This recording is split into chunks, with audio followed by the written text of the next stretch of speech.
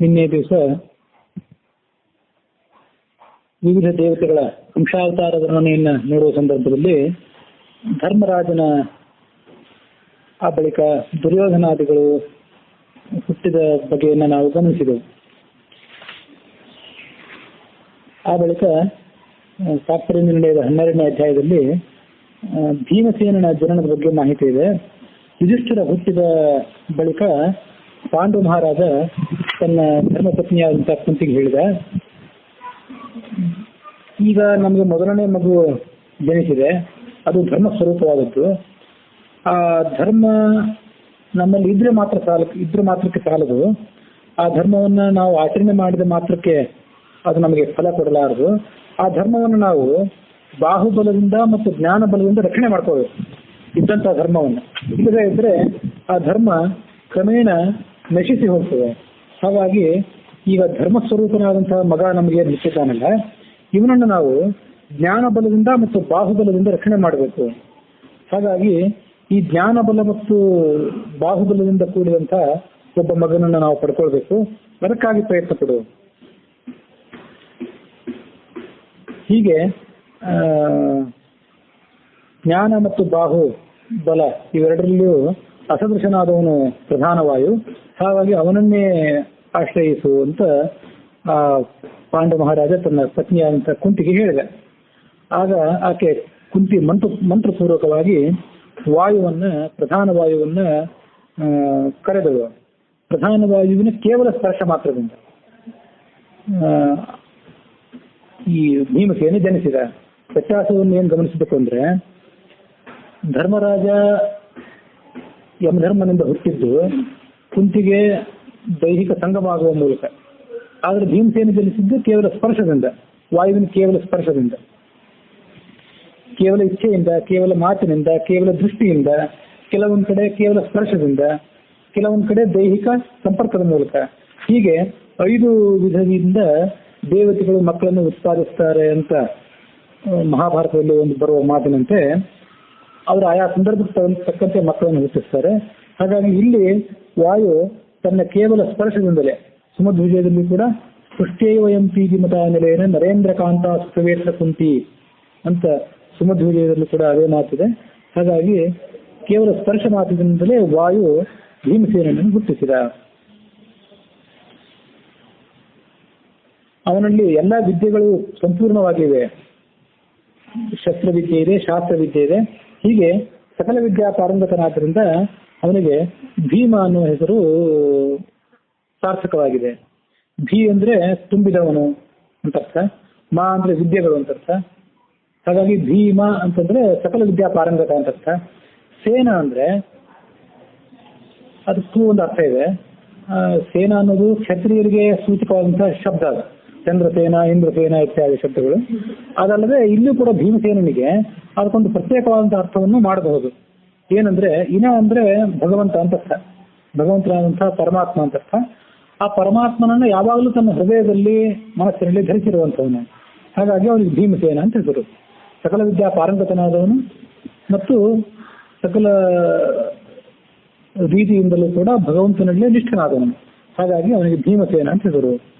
ಫಾಲ್ಗುಣ ಶುದ್ಧ ತ್ರಯೋದಶಿ ದಿವಸ ಬೆಳಿಗ್ಗೆ ಶಿವಸರ್ಪ ಮಿತ್ರ ಮುಹೂರ್ತಗಳು ಕಳೆದು ಆಮೇಲೆ ಪಿತೃ ಮುಹೂರ್ತ ಬಂದಾಗ, ಅಂದ್ರೆ ಸುಮಾರು ಗಂಟೆ 8:24 9:12 ಈ ಸಮಯದಲ್ಲಿ ಭೀಮನ ಅವತಾರ ಅಂತ ಹೇಳಿ ಮಹಾಭಾರತದಲ್ಲಿ ಬರುವ ಮಾಹಿತಿ.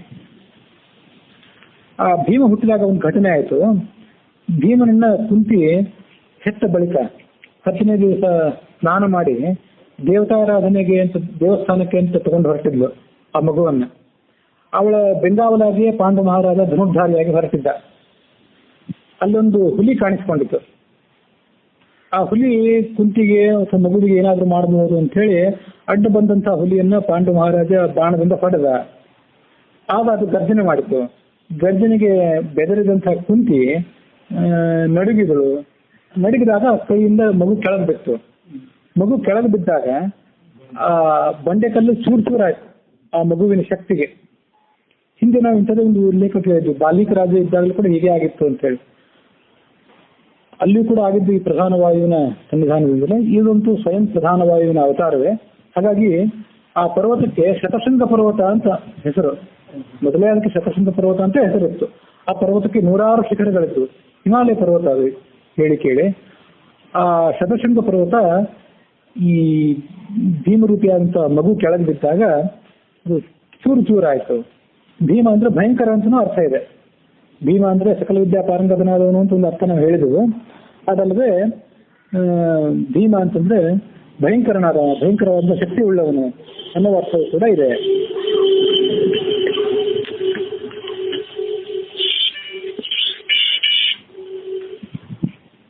ಇದು ಆ ಮಗುವಿನ ಪರಾಕ್ರಮವನ್ನು ತೋರಿಸ್ತದೆ. ಆ ಮಗು ಹುಟ್ಟಿತು ಅನ್ನೋ ಸುದ್ದಿ ಗೊತ್ತ ಎಲ್ಲ ರಾಕ್ಷಸರಿಗೂ ತಲುಪಿತು. ಎಲ್ಲ ರಾಕ್ಷಸರಿಗೂ ತಲುಪಿದಾಗ ಆ ಎಷ್ಟೋ ಜನ ರಾಕ್ಷಸರು ಭಯದಿಂದಾಗಿ ರಕ್ತವನ್ನ ವಾಂತಿ ಮಾಡಿದರು. ಇಂಥ ಮಗು ಹುಟ್ಟಿತು ಅನ್ನೋ ಸುದ್ದಿ ಕೇಳಿದ ಮಾತ್ರಕ್ಕೆ. ಈ ಭೀಮನ ಬಳಿಕ ಭೀಮ ಹುಟ್ಟಿ 2 ತಿಂಗಳಾಗಿದ್ದಾಗ ಬಲರಾಮ ಜನಿಸಿದ. ಆ ಬಲರಾಮನ ಬಳಿಕ ಕೃಷ್ಣ ಜನಿಸಿದ ಅಂತ ಹೇಳಿ ಮಾಹಿತಿ ಇದೆ. ಆ ಬಲರಾಮ ಮತ್ತು ಕೃಷ್ಣನ ಈ 2 ಅವತಾರಗಳೇನಿದೆ ಅದರ ಬಗ್ಗೆ ವಿವರವನ್ನ ಹರಿವಂಶವನ್ನು ತಾತ್ಕಾಲಿಕವಾಗಿ ಸ್ಥಗಿತ ಮಾಡಿದ್ದೇನಲ್ಲ, ಈ ಎಲ್ಲ ಉಳಿದ ಅವತಾರಗಳನ್ನು ಅರ್ಜುನಾದಿ ಅವತಾರಗಳನ್ನು ಹೇಳಿದ ಬಳಿಕ ಅರ್ಜುನ, ಚೇಕಿತಾನ, ದುಷ್ಟಕೇತು ಮೊದಲಾದಂಥ ಇನ್ನೂ ಕೆಲವು ಅವತಾರಗಳು ಮುಂದೆ ಇವೆ. ಇವನ್ನೆಲ್ಲವನ್ನು ಹೇಳಿದ ಬಳಿಕ ಆ ಬಲರಾಮ ಮತ್ತು ಕೃಷ್ಣನ ಅವತಾರವನ್ನು ಆಮೇಲೆ ಹೇಳ್ತೇನೆ. ಕೃಷ್ಣನ ಬಳಿಕ ಅರ್ಜುನ ಜನಿಸಿದ. ಈ ಅರ್ಜುನಕ್ಕಿಂತ ಮೊದಲೇ ಕೃಷ್ಣ ಕೂಡ ಜನಿಸಿದ್ದ. ಕೃಷ್ಣ ಬೆಳೆಯುತ್ತಿದ್ದಂತೆ ಪಾಂಡು ಮಹಾರಾಜ ಮತ್ತೊಮ್ಮೆ ಹೇಳಿದಂತೆ ಕುಂತಿಗೆ, ನಮಗೆ ಧರ್ಮಿಷ್ಠನಾದಂತಹ ಒಬ್ಬ ಮಗ ಜನಿಸಿದ್ದಾನೆ. ಜ್ಞಾನ ಬಲ ಮತ್ತು ಬಾಹುಬಲದಿಂದ ಕೂಡಿದಂತಹ ಇನ್ನೊಬ್ಬ ಮಗನನ್ನು ನಾವು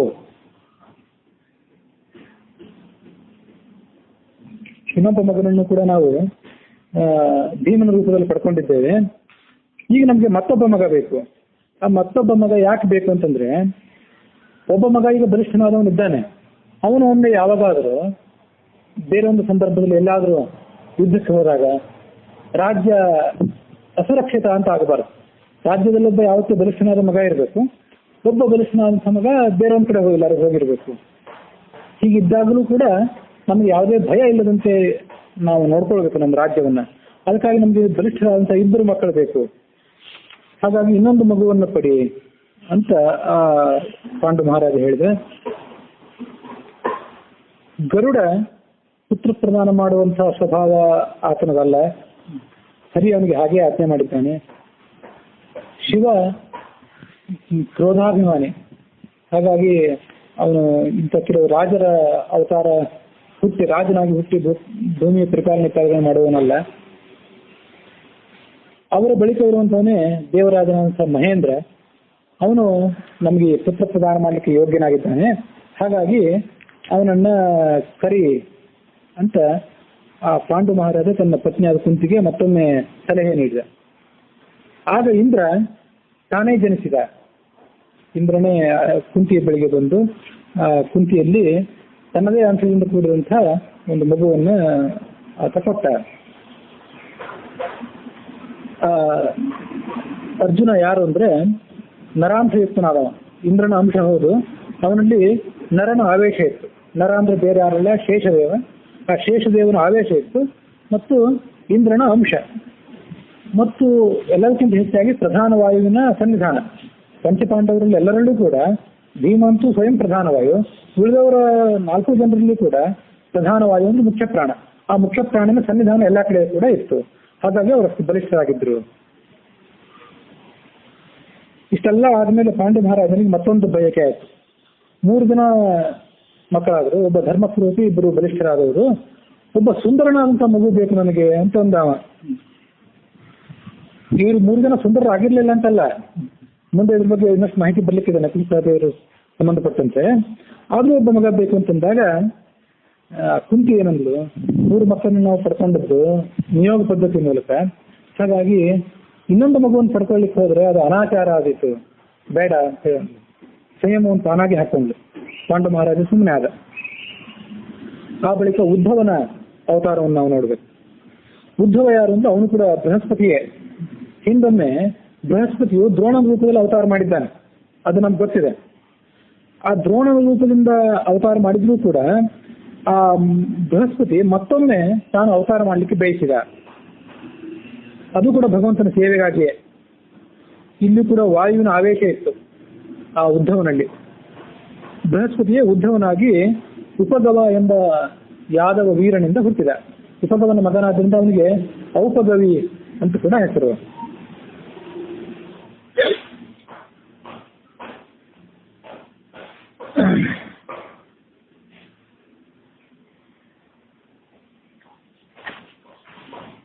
ಬೃಹಸ್ಪತಿ ಹಿಂದೆ ದ್ರೋಣನಾಗಿ ಅವತಾರ ಮಾಡಿದ್ದ.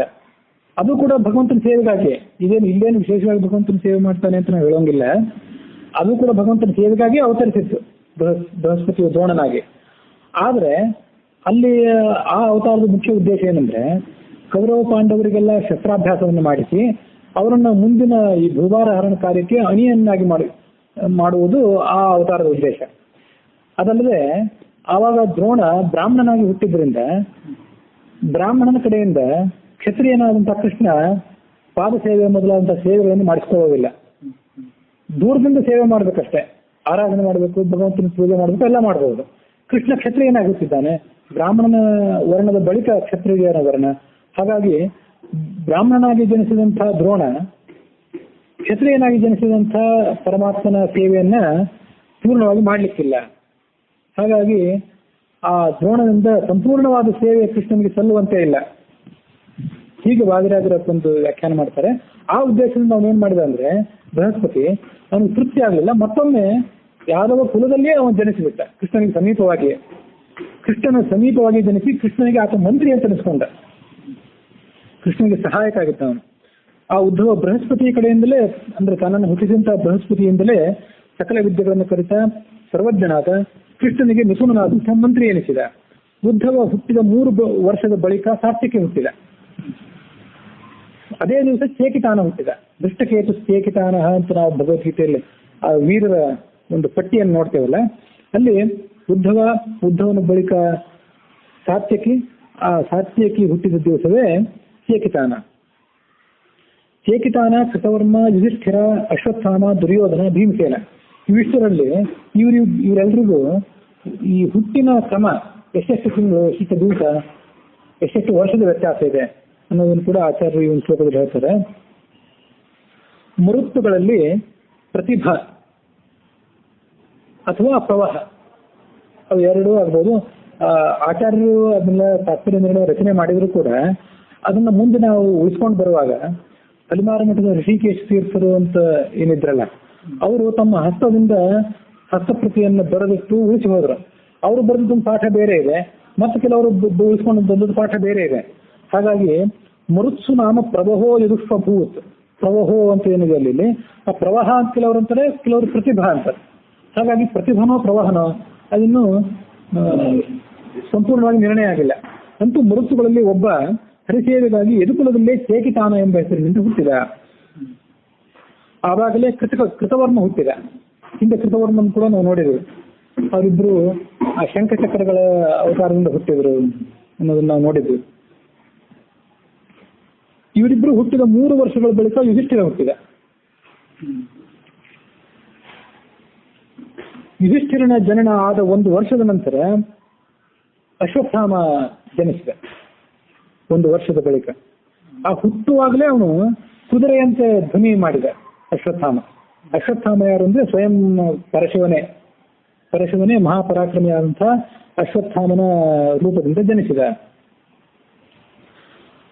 ಅಶ್ವತ್ಥಾಮ ಅಂತಂದ್ರೆ ಅಶ್ವೇ ಸ್ಥಿತ ಅಶ್ವತ್ಥ ಅಂದ್ರೆ ಕುದುರೆಯಲ್ಲಿ ಕಂಡು ಬರುವಂತಹ ಧ್ವನಿ ಅಂತ ಅರ್ಥ. ಆ ಧ್ವನಿಯಿಂದ ಕೂಡಿದವನು. ಅಮ ಅಂದ್ರೆ ಕೂಡಿದವ ಅಂತ ಅರ್ಥ. ಹಾಗಾಗಿ ಆ ಕುದುರೆಯಂತಹ ಧ್ವನಿಯಿಂದ ಕೂಡಿದವನು, ಆದ್ರಿಂದ ಅಶ್ವತ್ಥಾಮ ಅಂತ ಹೆಸರು. ಹೀಗೆ ಆ ಅಶ್ವತ್ಥಾಮ ಯುಧಿಷ್ಠಿರ ಹುಟ್ಟಿದ 1 ವರ್ಷದ ಬಳಿಕ ಹುಟ್ಟಿದ. ಆ ಅಶ್ವತ್ಥಾಮ ಹುಟ್ಟಿದ ಬಗ್ಗೆ ನಮಗೆ ಗೊತ್ತಿದೆ. ಅವನ ತಂದೆ ತಾಯಿಗಳು ಯಾರಂತೂ ಗೊತ್ತಿದೆ. ಈ ಅಶ್ವತ್ಥಾಮ ಕೃತನ ತಂಗಿಯಾದಂತಹ ಕೃತಿಯಲ್ಲಿ ದ್ರೋಣನಿಂದ ಹುಟ್ಟಿದವನು. ಆ ಇತಿಹಾಸ ನಮ್ಗೆ ಗೊತ್ತಿದೆ. ಆ ಅಶ್ವತ್ಥಾಮ ಹುಟ್ಟಿದ 4 ದಿವಸಗಳ ಬಳಿಕ ದುರ್ಯೋಧನ ಜನಿಸಿದ. ಆಚಾರ್ಯರು ಇದನ್ನೆಲ್ಲ ಈ ದಿನಗಳ ಕ್ರಮವನ್ನು ಹೇಳ್ತಾರೆ. ಅದರ ಮಾರನೇ ದಿವಸವೇ ಬಲಿಷ್ಠನಾದಂಥ ಭೀಮಸೇನ ಜನಿಸಿದ. ಭೀಮಸೇನ ದುರ್ಯೋಧನಕ್ಕಿಂತ ಒಂದು ದಿವಸ ಸಣ್ಣವನು. ಆ ಭೀಮಸೇನ ಹುಟ್ಟಿದ ದಿವಸವೇ ದುಶಾಸನ ಹುಟ್ಟಿದ. ಯಾಕೆಂದ್ರೆ ಭೀಮ ಆದ್ಮೇಲೆ ದುರ್ಯೋಧನ, ಹೀಗೆಲ್ಲ ಅವರು ಪ್ರತಿ ದಿವಸ ಒಬ್ಬೊಬ್ಬರು ಹುಟ್ಟುತ್ತಾ ಹೋದ್ರು. ಆ ತುಪ್ಪ ತುಂಬದ ಗಡಿಗೆಯಿಂದ ನಾವು ಹಿಂದೆ ನೋಡಿದ್ವಿ. ಹಾಗಾಗಿ ಭೀಮಸೇನ ನಿನ್ನೆ ದುರ್ಯೋಧನ ಹುಟ್ಟಿದ್ರೆ ಇವತ್ತು ಭೀಮಸೇನ, ಇವತ್ತೇ ಆ ದುಶಾಸನ. ಈಗ ಅದರ ಮಾರನೇ ದಿವಸ ಮತ್ತೆ ಆ ದುಶಾಸನ ಸಹೋದರ, ಹೀಗೆ ಅವರೆಲ್ಲರೂ ಕೂಡ ಹುಟ್ಟುತ್ತಾ ಹೋದ್ರು ಅನ್ನೋ ಕಥೆಯನ್ನು ನಾವು ನೋಡ್ತೇವೆ. ಅಲ್ಲಿ ಒಂದು ವ್ಯತ್ಯಾಸ ನಾವೇನು ತಿಳ್ಕೊಳ್ಬೇಕಂತಂದ್ರೆ, ಈ ಧರ್ಮರಾಜ ಮೊದಲಾದವರು ಎಲ್ಲರೂ ಹುಟ್ಟೋದಕ್ಕಿಂತ ಮೊದಲೇ ಗಾಂಧಾರಿ ಗರ್ಭಿಣಿಯಾಗಿದ್ಲು. ಆಗ ಹುಟ್ಟಿದ್ದು ಈ ಯುಧಿಷ್ಠಿರ ಹುಟ್ಟಿದ ಬಳಿಕ ದುರ್ಯೋಧನ ಹುಟ್ಟಿದ. ಅದಾದ್ಮೇಲೆ ಒಂದು ದಿವಸದ ನಂತರ ಭೀಮಸೇನ ಹುಟ್ಟಿದ.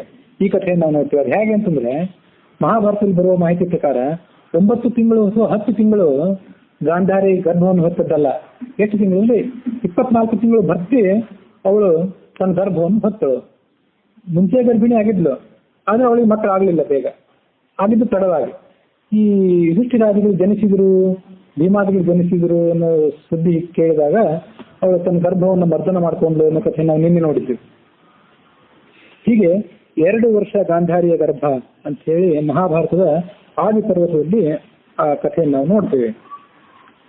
ಇದ್ರ ಬಳಿಕ ಬಲರಾಮ ಯಾಕೆ ಅಣ್ಣನಾಗಿ ಜನಿಸಿದ, ಕೃಷ್ಣ ತಮ್ಮನಾಗಿ ಯಾಕೆ ಜನಿಸಿದ?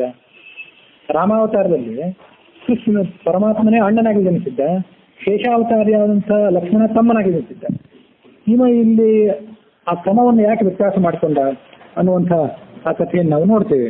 ಅದನ್ನ ಬಲರಾಮನ ಅವತಾರ ಮತ್ತು ಕೃಷ್ಣ ಅವತಾರ ಹರಿವಂಶದ ಹಿನ್ನೆಲೆಯಲ್ಲಿ ಇವತ್ತಿನ ಕೊನೆಗೆ ನಾಳೆ ಹೇಳುವಾಗ ಅದನ್ನು ವಿಸ್ತಾರವಾಗಿ ಹೇಳ್ತೀನಿ.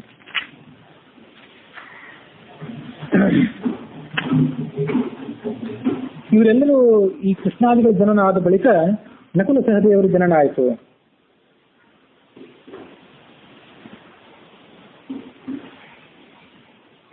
ಒಂದು ವರ್ಷ, ಅದು ಯಾವ ವರ್ಷ ಅಂದ್ರೆ ಇಂಥದೇ ಒಂದು ಅಧಿಕ ಮಾಸ ಬಂದಂಥ ವರ್ಷ.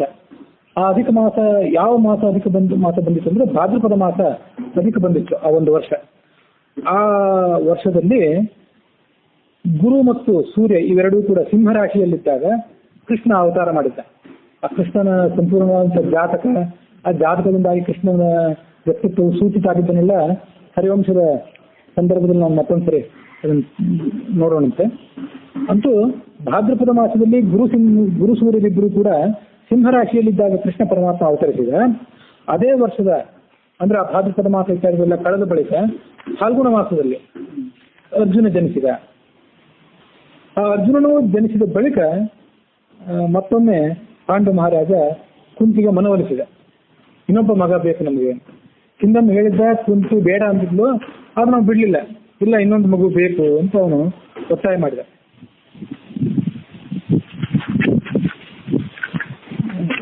ಅಲ್ಲಿ ಸ್ವಲ್ಪ ಮಾಹಿತಿ ತಪ್ಪಾಗಿ ಹೇಳಿದೆ.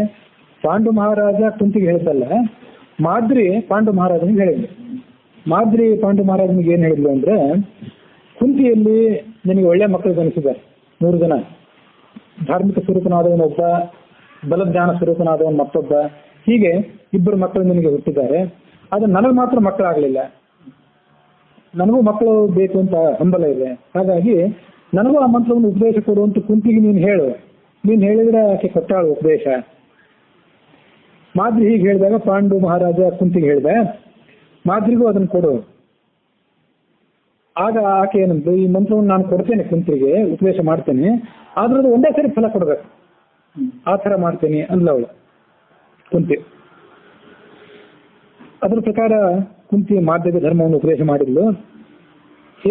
ಉಪದೇಶ ಕೊಡುವಾಗಲೇ ಹೇಳಿದ್ಲು, ನಿನಗಿದು 2ನೇ ಬಾರಿ ಫಲ ಕೊಡಲಾರದು.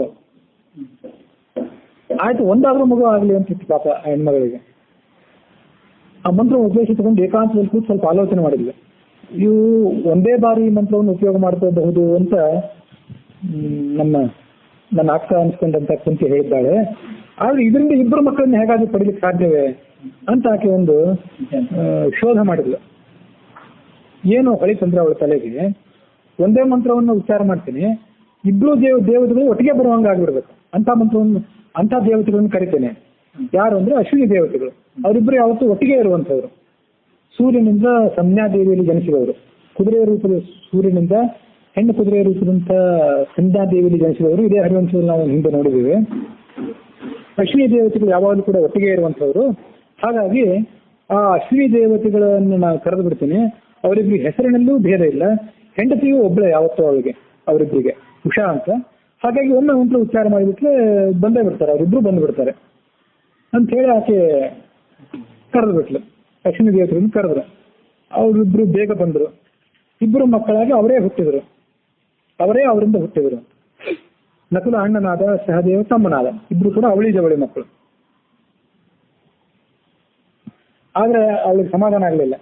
ಮತ್ತೊಂದು ಮಗು ಸಾಧ್ಯ ಹುಟ್ಟಲಿ ಅಂತ ಅಪೇಕ್ಷೆ ಇತ್ತು. ಮತ್ತೊಮ್ಮೆ ತನ್ನ ಗಂಡನಾದಂಥ ಪಾಂಡು ಮಹಾರಾಜನನ್ನ ಮಾದ್ರಿ ಪ್ರಾರ್ಥನೆ ಮಾಡ್ಕೊಂಡ್ರು. ಅವನು ಹೋಗಿ ಮತ್ತೆ ಕುಂತಿ ದುಂಬಾಲು ಬಿದ್ದ. ಕುಂತಿಗೆ ಸಿಟ್ಟು ಬಂದಿತ್ತು. ಒಂದೇ ಸಲ ನಿಮ್ಗೆ ಫಲ ಕೊಡಬೇಕು ಅಂತ ಹೇಳಿದ್ದೆ. ಅಂದ್ರೆ ಅವ್ರ ಉದ್ದೇಶ ಏನಿತ್ತು ಕುಂತಿದು, ನನಗೆ 3 ಮಕ್ಕಳಾಗಿದ್ದಾರೆ, ಈ ಮಾದ್ರಿಗೆ ಒಂದೇ ಮಗು ಆಗಲಿ ಅಂತ ಅವಳ ಉದ್ದೇಶ ಇತ್ತು. ನಾನು ಒಂದೇ ಸರಿ ನಿನ್ಗೆ ಫಲ ಕೊಡ್ತದೆ ಅಂತ ಹೇಳಿದ್ದೆ, ನೀನು ಇಂಥ ಒಂದು ಚಾತುರ್ಯ ಮಾಡಿ 2 ಮಕ್ಕಳನ್ನು ಪಡ್ಕೊಂಡು ಬಿಟ್ಟಿಲ್ಲ. ಈಗ ಮತ್ತೊಂದು ಮಗು ಬೇಕು ಅಂತ ಬೇರೆ ಅಪೇಕ್ಷೆ ಪಡ್ತಾ ಇದೆ. ಇದು ಹೇಗೆ? ನನ್ನ ಅನುಮತಿ ಇಲ್ಲದೆ ಇಬ್ಬರು ಅಶ್ವಿನಿ ದೇವತೆಗಳನ್ನ ಈ ಮಾದ್ರಿ ಕರೆದು ಬಿಟ್ಲು. ಹೀಗೆ ಮಾಡ್ತಾಳೆ ಅಂತ ನಾನು ನಿರೀಕ್ಷೆ ಮಾಡಿರ್ಲಿಲ್ಲ. ಈಗ ಅವಳು ಮಾಡ್ತಾಳೆ ಅಂತ ನಂಗೆ ನಿರೀಕ್ಷೆ ಇದ್ದಿದ್ರೆ ಅವಳಿಗೆ ನಾನು ಈ ಮಂತ್ರವನ್ನೇ ಉಪದೇಶ ಕೊಡ್ತಿರ್ಲಿಲ್ಲ ಮತ್ತು ಆ ಅನುಮತಿಯನ್ನು ಕೊಡ್ತಿರ್ಲಿಲ್ಲ ನಾನು. ಯಾಕೆ? ಅವಳ ಅಂತರ್ಗತವಂತ ಶಂಕೆ ಏನಿತ್ತು ಅಂದ್ರೆ, ನನಗೆ 3 ಜನ ಮಕ್ಕಳಿದ್ದಾರೆ. ಇವಳಿಗೆ ಒಂದೇ ಮಗುವಾದ್ರೆ ಇವಳ ಮಕ್ಕಳು ನಾಳೆ ನನ್ನ ಮಕ್ಕಳಿಗೆ ಅಧೀನರಾಗಿ ಇರ್ತಾರೆ. ಮಕ್ಕಳು ಅವಳಿಗೆ ಹೆಚ್ಚಾದ್ರೆ 2, 3 ಇಬ್ಬರು ಸಂಖ್ಯೆನೂ ಸಮಾನವಾದ್ರೆ, ಅಥವಾ ಅವಳ ಮಕ್ಕಳ ಸಂಖ್ಯೆ ದೊಡ್ಡದಾದ್ರೆ, ಬಹುಮತ ಅವ್ರದ್ದಾದ್ರೆ ನನ್ನ ಮಕ್ಕಳ ಪ್ರಾಬಲ್ಯ ಕಡಿಮೆ ಆಗ್ಬೋದು. ನಾಳೆ ಸಿಂಹಾಸನ ಇರುವಾಗ ಇತ್ಯಾದಿ ಸಂದರ್ಭದಲ್ಲಿ ನಮಗೆ ನನ್ನ ಮಕ್ಕಳಿಗೆ ತೊಂದರೆ ಮಾಡಬಹುದು. ಅಥವಾ ವಿರೋಧಂ ಚ ಮದಾತ್ಮಜಾನಾಂ ಕುರ್ಯಾದೇಶೇತ್ಯೇವ ಭೀತಾ ನಮಾಂ ತ್ವಂ ನಿಯೋಕ್ತುಮರ್ಹಸ್ಯೇಷ ಪುನರೇವ ರಾಜ್ಞಃ ಇತಿ ರಿತೋಸು ವಿರರಾಮ ಕ್ಷಿರೀಶಃ. ಹಾಗಾಗಿ ನನಗೆ ಮತ್ತೆ ನೀನು ಇನ್ನೊಂದ್ಸರಿ ಆ ಮಾದ್ರಿಗೆ ಮಕ್ಕಳನ್ನ ಪಡ್ಕೊಳ್ಳಿಕ್ಕೆ ಅವಕಾಶ ಕೊಡುವಂತ ಒತ್ತಾಯ ಮಾಡಬೇಡ, ಮುಗಿತಿಲ್ಲಿದ್ದಾರೆ ಅಂದ್ಬಿಟ್ಲು ಕುಂತಿ ಈ ಥರ ದೃಢವಾಗಿ ಹೇಳಿದಾಗ ಪಾಂಡು ಮಹಾರಾಜ ಸುಮ್ಮನೆ ಆಗ್ತಾ ಇತ್ತು. 5 ಜನ ಮಕ್ಕಳಾಗಿದ್ದಾರಲ್ಲ, ಆಗಲಿ ಅಂತ ಬಿಟ್ಟುಬಿಟ್ರು.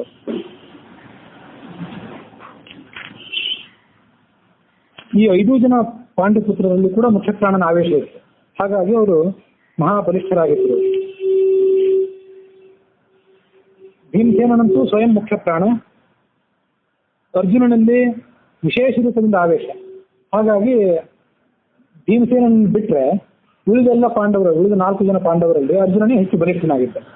ಭೀಮಸೇನಂತೂ ಬಲಿಷ್ಠನಾಗಿದ್ದ, ಅವನಂತೂ ಗೊತ್ತಿದ್ದದ್ದೇ.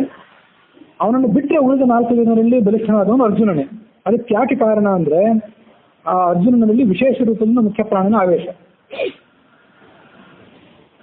5 ಜನರಲ್ಲಿಯೂ ಮುಖ್ಯ ಪ್ರಾಣನ ಆವೇಶ ಇತ್ತು ಅಂತ ಕೇಳಿದ್ವಲ್ಲ, ಯಾವ್ಯಾವ ಪಾಂಡುಪುತ್ರನಲ್ಲಿ ಯಾವ್ಯಾವ ರೂಪದಿಂದ ಮುಖ್ಯ ಪ್ರಾಣನ ಆವೇಶ ಇತ್ತು ಅದನ್ನು ಸ್ವಲ್ಪ ಗಮನಿಸಬೇಕು. ಸ್ವಾರಸ್ಯವಾದಂತಹ ಅಂಶ ಏನಂದ್ರೆ, ಯುಧಿಷ್ಠಿರನಲ್ಲಿ ಸೌಮ್ಯವಾದ ರೂಪದಿಂದ ಬಹಳ ಅನವಶ್ಯಕವಾದ ಉದ್ವೇಗ, ಒಮ್ಮೆಲೆ ಕೆರಳುವಂಥದ್ದು ಅವನ ಸ್ವಭಾವ ಅಲ್ಲ. ಎಲ್ಲದಕ್ಕೂ ಬಹಳಷ್ಟು ಆಲೋಚನೆ ಮಾಡಿ ಸ್ಪಂದಿಸುವಂಥದ್ದು ಅವನ ಸ್ವಭಾವ. ಎಲ್ಲ ಸಂದರ್ಭದಲ್ಲಿ, ದ್ರೌಪದಿ ವಸ್ತ್ರಾಪಹರಣ ಸಂದರ್ಭ ಆಗಲಿ, ಜೂಜಾಡುವ ಸಂದರ್ಭ ಆಗಲಿ, ಆ ಒಂದು ಸಂದರ್ಭದಲ್ಲಿ ಅವನ 4 ಜನ ಮಕ್ಕಳು, ಅದೇ 4 ಜನ ತಮ್ಮಂದರು ಅದ್ಯಾವುದೋ ಒಂದು ಸರೋವರಕ್ಕೆ ಹೋಗಿ ನೀರು ಕುಡಿಬೇಕು ಅಂತ 4 ಜನ ಹೋಗಿ ಬಿದ್ದು ಬಿಟ್ರು. ಆ 4 ಜನರಿಗೂ ಆ ಯಕ್ಷ ಎಚ್ಚರಿಕೆ ಕೊಟ್ಟಿದ್ದ, ಮುಟ್ಟಬೇಡ್ರಿ ನೀರನ್ನ, ನನ್ನ ಕೇಳಿದ ಪ್ರಶ್ನೆಗಳಿಗೆ ಉತ್ತರ ಕೊಟ್ಟು ಆಮೇಲೆ ನೀವು ನೀರು ಕುಡೀರಿ ಅಂತ ಯಕ್ಷ ಎಚ್ಚರಿಕೆ ಕೊಟ್ಟಿದ್ದ. ನಿಮ್ ಕಥೆ ಗೊತ್ತಿರಬೇಕು. ಪಾಂಡವರು ವನವಾಸದಲ್ಲಿದ್ದಾಗ ಇಲ್ಲೇ ಬೇಟೆಯಾಡ್ತಾ ಹೋಗಿದ್ರು. ಮೊದಲು ನಕುಲ ಹೋದ, ಆಮೇಲೆ ಸಹದೇವ ಹೋದ, ಆಮೇಲೆ ಅರ್ಜುನ ಹೋದ, ಆಮೇಲೆ ಭೀಮ ಹೋದ. ನೀರು ಕುಡಿಬೇಕು ಅಂತ ಹೋದವ್ರು ಪ್ರತಿಯೊಬ್ಬರು ಅಲ್ಲಿ ಸತ್ತು ಬಿದ್ದು ಬಿಟ್ರು ನದಿ ತೀರದ ಮೇಲೆ. ಒಬ್ಬ ಯಕ್ಷ ಅವರಿಗೆ ಎಚ್ಚರಿಕೆ ಕೊಟ್ಟಿದ್ದ, ನೀರನ್ನು ಮುಟ್ಟೋದಕ್ಕಿಂತ ಮೊದಲು ನನಗೆ ನನ್ನ ಪ್ರಶ್ನೆಗಳಿಗೆ ನೀವು ಉತ್ತರ ಕೊಡಿ. 4 ಜನರಿಗೂ ಆ ತಾಳ್ಮೆ ಇಲ್ಲದಂತಾಯ್ತು.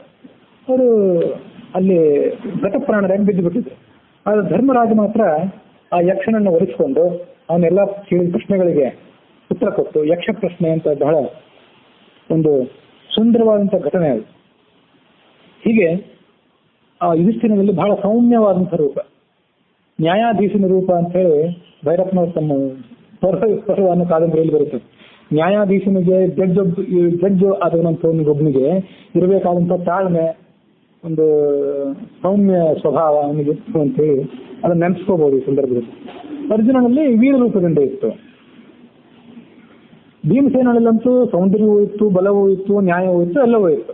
ಅದನ್ನೇನಂತ ನಾವು ಹೇಳಬೇಕಾಗಿಲ್ಲ. ಇನ್ನು ನಕುಲ ಸಹದೇವರಲ್ಲಿ ಹೇಗಿತ್ತು ಮುಖ್ಯ ಪ್ರಾಣ ಸನ್ನಿಧಾನ ಅಂತ, ಕೇವಲ ಸುಂದರ ರೂಪವಾದಂತಹದ್ದು.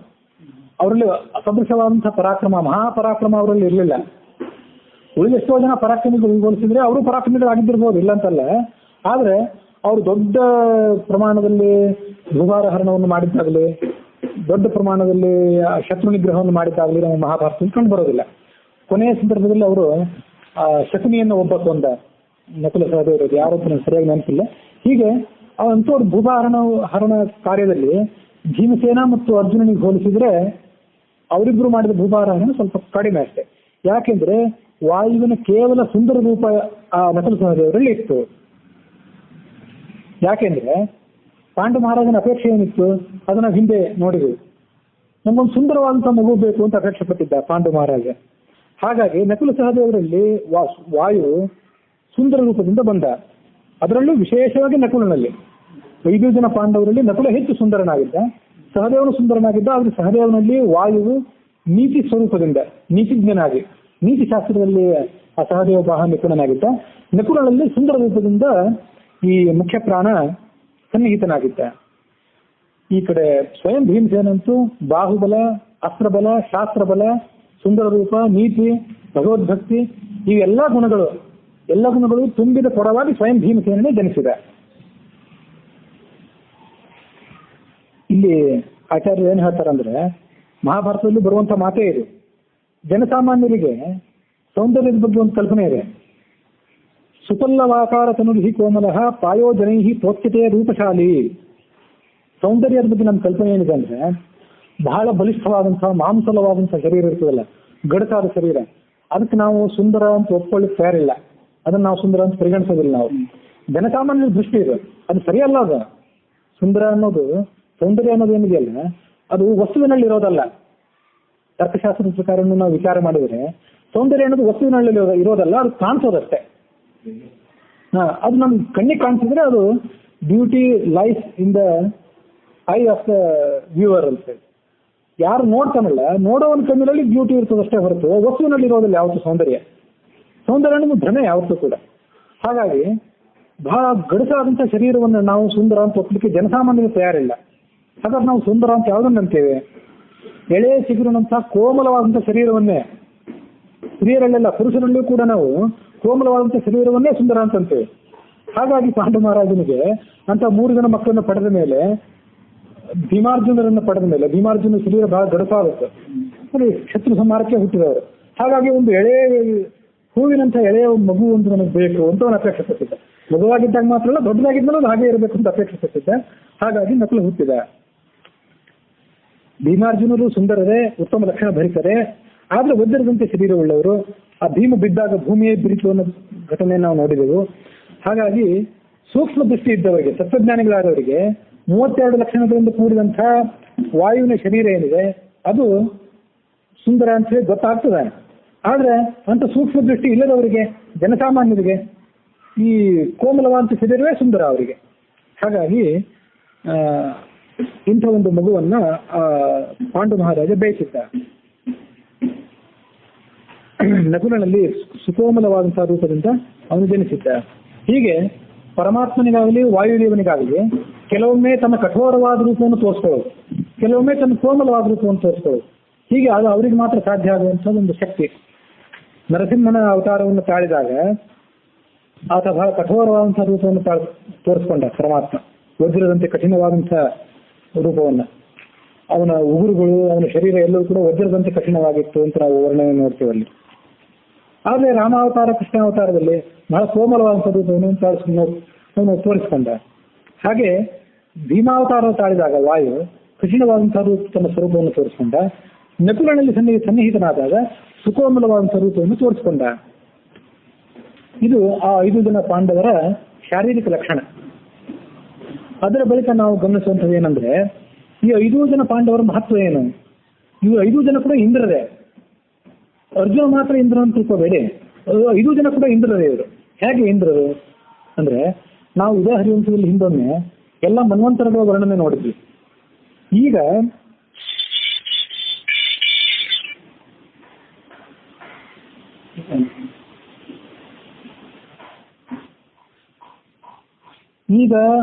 ಇಂದ್ರನಾಗಿ ಪುರಂದರ ಎಂಬ ಹೆಸರಿನವನಿದ್ದಾನೆ 6ನೇ ಮತ್ತು 7ನೇ ಮನ್ವಂತರದಲ್ಲಿ.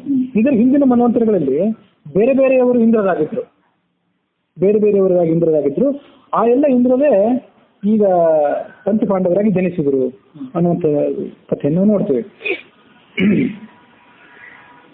ನೋಡಿ, ಮಹಾಭಾರತದಲ್ಲೂ ಕೂಡ ಪಂಚೇಂದ್ರವೇ ಪಂಚಪಾಂಡವರಾಗಿ ಹುಟ್ಟಿದ್ರು ಅಂತ ಕಥೆ ಬರ್ತಾ ಇದೆ. ಅದು ಹೇಗೆ ಅಂತಂದ್ರೆ, ಸ್ವಯಂಭುವ, ಸ್ವಾರೋಚಿಷ, ಉತ್ತಮ, ರೈವತ, ತಾಪಸ, ಚಾಕ್ಷುಷ ಅಂತ 6 ಮನ್ವಂತರಗಳ ಪ್ರದೇವೆ. ಈಗ ನಡೆಯುತ್ತಿರುವಂಥದ್ದು ವೈವಸ್ವತ ಮನ್ವಂತರ. ಈ 6 ಮನ್ವಂತರಗಳಲ್ಲಿ ಯಜ್ಞ, ರೋಚನ, ಸತ್ಯಜಿತ್, ತ್ರಿಶಿಖ, ಶಂಭು, ಮಂದ್ರದ್ಯುಮ್ನ ಎಂಬುದಾಗಿ 6 ಜನ ಇಂದ್ರ ಪದವಿಯನ್ನು ಆಳಿದ್ದಾರೆ. ಸರಿಯಾ? 6 ಜನ ಇಂದ್ರ ಪದವಿಯನ್ನು ಆಳಿದ್ದಾರೆ. ಇವರೆಲ್ಲರೂ ಕೂಡ ಯಾರ್ಯಾರ ಅವತಾರ ಅದನ್ನು ನೋಡಬೇಕು. ಯಜ್ಞ ಅಂದ್ರೆ ಸ್ವಯಂ ಯಜ್ಞನಾಂತ ಪರಮಾತ್ಮ. ವಿಷ್ಣುವೇ ಯಾವಾಗ ಇಂದ್ರನಾಗಿದ್ದ. ಇಂದ್ರ ಅನ್ನೋದು ಒಂದು ದೇವತೆ ಹೆಸರಲ್ಲ, ಅದನ್ನ ತಿಳ್ಕೋಬೇಕು. ಒಂದು ಪದವಿ ಹೆಸರದು, ಅದೊಂದು ಸ್ಥಾನ. ಕೆಲವೊಂದ್ಸರಿ ಸರ್ವೋತ್ತಮನಾದಂತ ಭಗವಂತನೇ ಇಂದ್ರ ಪದವಿಯಲ್ಲಿ ಬಂದು ಕೂತ್ಕೋತಾನೆ, ಕೆಲವೊಂದು ಬಾರಿ ಅವನಕ್ಕಿಂತ ಕೆಳಗಿನವರಾದಂಥವರು ಇಂದ್ರ ಪದವಿಯಲ್ಲಿ ಬಂದು ಕೂತ್ಕೋತಾನೆ. ಹೀಗೆ ಬೇರೆ ಬೇರೆ, ಕೆಲವೊಂದು ವಾಯುವೇ ಇಂದ್ರ ಪದವಿಯಲ್ಲಿ ಬಂದು ಕೂತ್ಕೋತಾನೆ, ಮುಖ್ಯ ಪ್ರಾಣವೇ.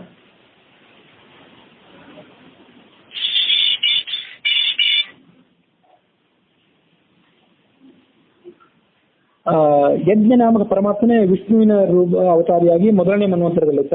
ಆ ಬಳಿಕ ರೋಚನ ಎಂಬಾತ, ಆತ ವಾಯು 2ನೇ ಮನ್ವಂತರದಲ್ಲಿ. ಆಮೇಲೆ ಸತ್ಯಜಿತ ಎಂಬುದಾಗಿ 3ನೇ ಮನ್ವಂತರದಲ್ಲಿ ಯಮ. ಆಮೇಲೆ ನಾಸತ್ಯ, ದಸ್ರರು ಇವರಿಬ್ಬರು ಕೂಡ 2 ಮನ್ವಂತರಗಳಲ್ಲಿ, ಅಂದ್ರೆ ಅವರೇ ಅಶ್ವಿನಿ ದೇವತೆಗಳು ಮುಂದಿನ 2 ಮನ್ವಂತರಗಳಲ್ಲಿ. ಇವರಿಬ್ಬರು ಮುಂದಿನ ಮನ್ವಂತರಗಳಲ್ಲಿ. ಆಮೇಲೆ 6ನೇ ಮತ್ತು 7ನೇ ಮನ್ವಂತರ ಎರಡಕ್ಕೂ ಕೂಡ ಈಗಿನ ಇಂದ್ರ ಏನಿದ್ದಾನಲ್ಲ, ಇವನ ಹೆಸರು ಪುರಂದರ ಅಂತ ಹೇಳಿ. ಇಂದ್ರ ಅಂತ ಅವನ ಹೆಸರಲ್ಲ, ಇಂದ್ರ ಅನ್ನೋದು ಒಂದು ಪದವಿಯ ನಾಮ, ಅವನ ಹೆಸರು ಪುರಂದರ ಅಂತ ಹೇಳಿ. ಹೀಗೆ ಪುರಂದರ ಅನ್ನೋ ಹೆಸರಿನ ಈ ಇವನೇನಿದ್ದಾನಲ್ಲ, 6ನೇ ಮನ್ವಂತರದಲ್ಲಿ ಅವನು ಮಂದ್ರದ್ಯುಮ್ನ ಎಂಬ ಹೆಸರಿನಿಂದ ಆಳಿದ್ದ. ಈಗ 7ನೇ ಮನ್ವಂತರದಲ್ಲಿ ಪುರಂದರ ಅನ್ನೋ ಹೆಸರಿನಿಂದ ಆಳ್ತಾ ಇದ್ದಾನಷ್ಟೇ.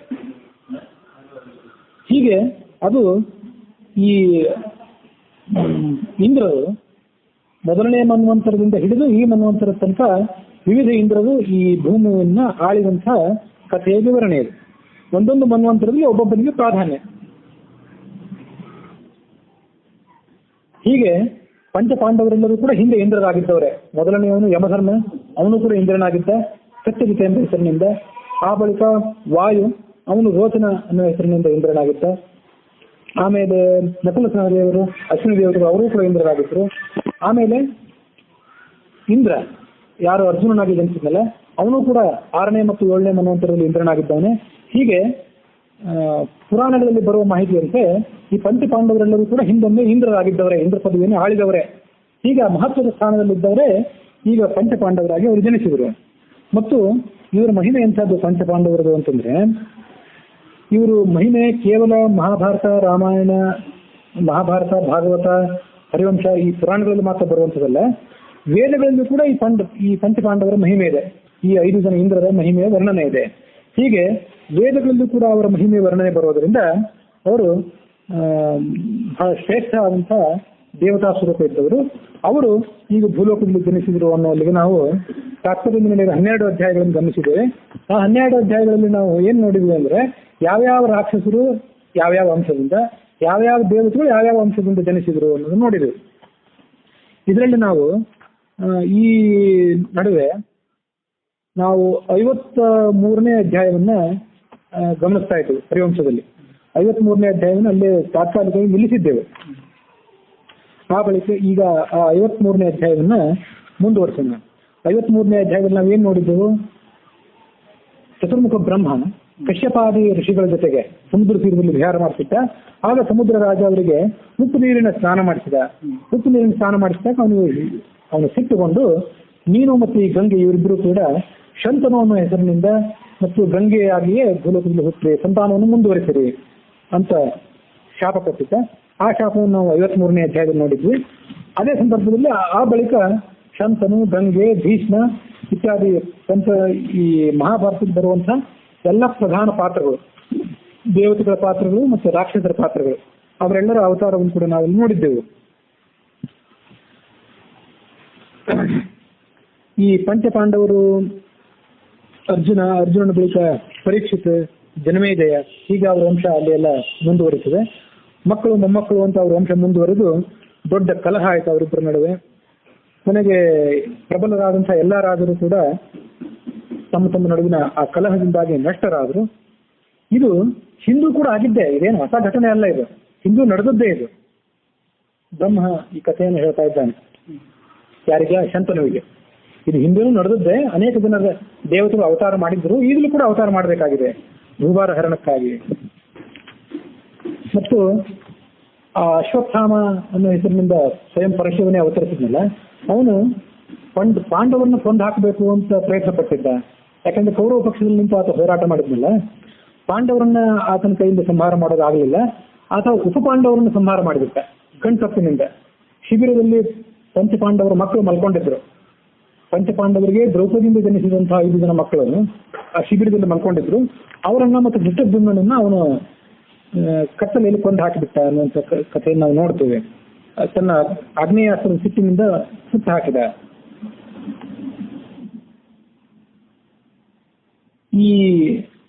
ಇಂಥವೆಲ್ಲ ಈ ಕುರುಕ್ಷೇತ್ರದ ಈ ಸಂಪೂರ್ಣ ಯುದ್ಧ ಮುಗಿದ ಬಳಿಕ, ಕೃಷ್ಣಾವತಾರ ಮುಗಿದ ಬಳಿಕ ಮತ್ತು ಪಂಚಪಾಂಡವರೆಲ್ಲರೂ ಕೂಡ ಸ್ವರ್ಗಾರೋಹಣ ಮಾಡಿದ ಮೇಲೆ ಕಲಿಪ್ರವೇಶ ಆಗ್ತದೆ.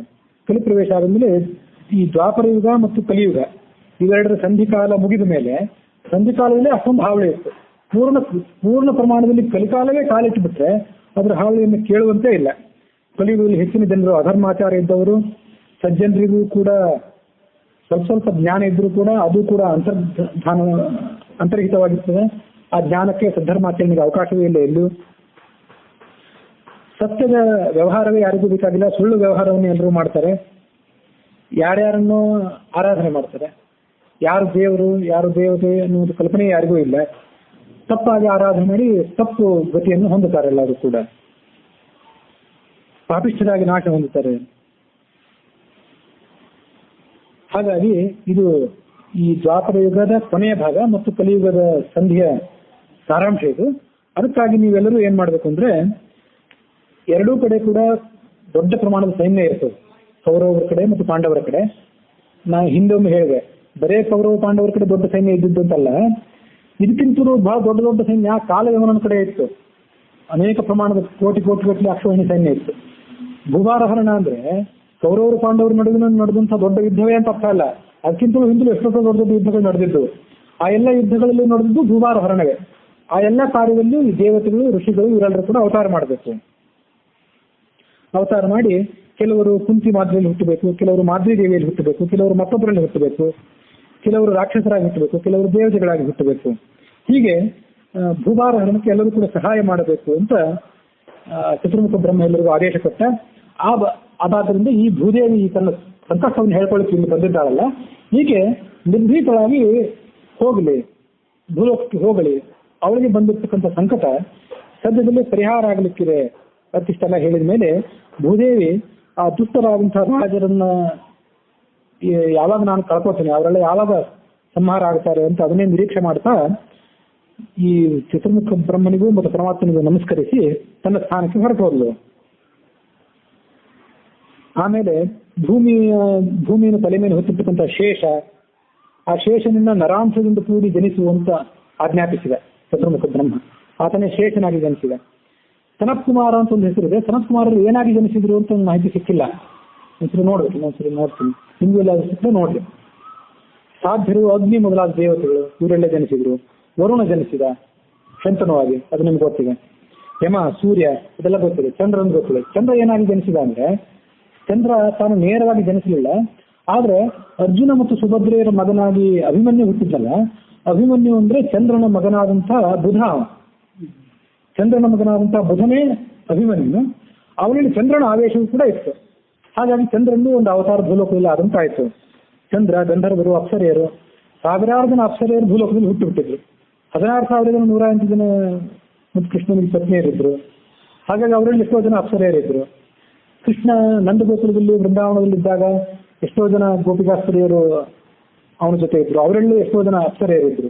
ಹೀಗೆ ಅಪ್ಸರೆಯರು, ಏಕಾದಶಿ ರುದ್ರರು, ದ್ವಾದಶ ಆದಿತ್ಯರು, ಅಶ್ವಿನಿ ದೇವತೆಗಳು ಎಲ್ಲರೂ ಕೂಡ ಈ ಭೂಲೋಕದಲ್ಲಿ ಹುಟ್ಟಬೇಕು ಅಂತ ಎಲ್ಲರೂ ಕೂಡ ಹುಟ್ಟಿದ್ರು. ಕೆಲವರು ತಾಯಿ ಗರ್ಭದಲ್ಲಿ ಹುಟ್ಟಿದ್ರು, ಕೆಲವರು ಈ ಗಡಿಗೆಯಲ್ಲಿ ಹುಟ್ಟಿದ್ರು, ದ್ರೋಣದಲ್ಲಿ ಹುಟ್ಟಿದ್ರು, ನೀರು ತುಂಬುವಂತ ಕೊಳಗ, ಎಲ್ಲ ಘಟನೆಗಳನ್ನು ನೋಡಿದ್ದೇವೆ.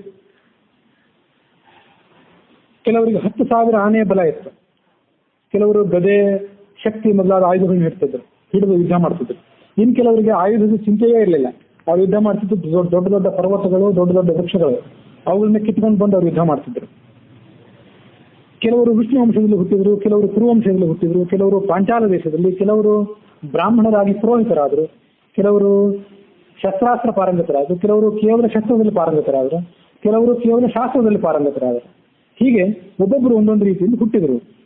ಭೂಮಿಯನ್ನೇ ಭೇದಿಸುವಂತಹ ಅವತಾರಗಳು ಅವೆಲ್ಲವೂ ಕೂಡ ಬಹಳ ಸಶಕ್ತವಾದಂತಹ ಅವತಾರಗಳು. ಹೀಗೆ ಆ ಚತುರ್ಮುಖ ಬ್ರಹ್ಮನು ಎಲ್ಲರಿಗೂ ಆಜ್ಞೆ ಕೊಟ್ಟು ಆ ಸಕಲ ರೀತಿಯಾದಂತಹ ವ್ಯವಸ್ಥೆಯನ್ನು ಕೂಡ ಮಾಡಿದ ಎಂಬುದಾಗಿ ವೈಶಂಪಾಯನರು ಆ ಜನಮೇಜಯನಿಗೆ ಆ ಕಥೆಯನ್ನು ಹೇಳ್ತಾ ಇದ್ದಾರೆ. ಇಲ್ಲಿಗೆ ಹರಿವಂಶದ ಪೂರ್ವಾರ್ಧದ ಹರಿವಂಶ ಪರ್ವದಲ್ಲಿ 53ನೇ ಅಧ್ಯಾಯ ಹಿಂದೆ ಸ್ಥಗಿತ ಆಗಿತ್ತು, ಅದು ಇವತ್ತಿಗೆ ಮುಗಿದಿದೆ. ಹುಸಿಯ ನಾಡಿ ಹೊಟ್ಟೆ ಹೊರೆವ ವಿಷಯದಲ್ಲಿ ರಸಿಕನೆಂದು ಹುಸಿಗೆ ಹಾಕದಿರೋ ಎನ್ನ ಋಷಿಕೇಶನೇ, ಈಶನಿನ್ನ ಚರಣ ಭಜನೆ ಆಶೆಯಿಂದ ಮಾಡುವೆ, ದೋಷ ರಾಶಿ ನಾಶ ಮಾಡು ಶ್ರೀಶ ಕೇಶವ. ಶ್ರೀಕೃಷ್ಣಾರ್ಪಣೆ.